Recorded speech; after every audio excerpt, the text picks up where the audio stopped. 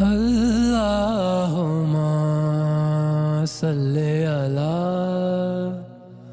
حضرت جریر بن عبداللہ رضی اللہ تعالی عنہ سے روایت ہے، جس دن مغیرہ بن شعبہ حاکم کوفہ کا انتقال ہوا تو وہ خطبہ کے لیے کھڑے ہوئے اور اللہ کی تعریف اور خوبی بیان کی اور کہا، تم کو اکیلے اللہ کا ڈر رکھنا چاہیے، اس کا کوئی شریک نہیں، اور تحمل اور اطمینان سے رہنا چاہیے اس وقت تک کہ کوئی دوسرا حاکم تمہارے اوپر آئے، اور وہ ابھی آنے والا ہے۔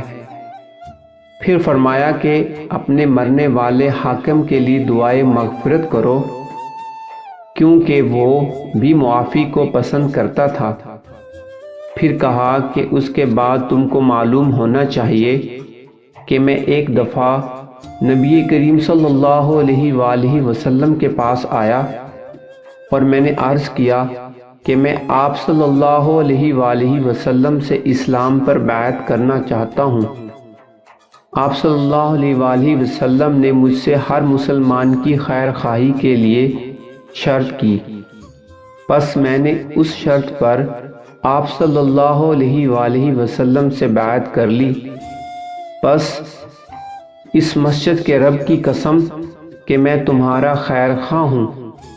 پھر استغفار کیا اور ممبر سے اتر آئے۔ صحیح بخاری حدیث نمبر 58۔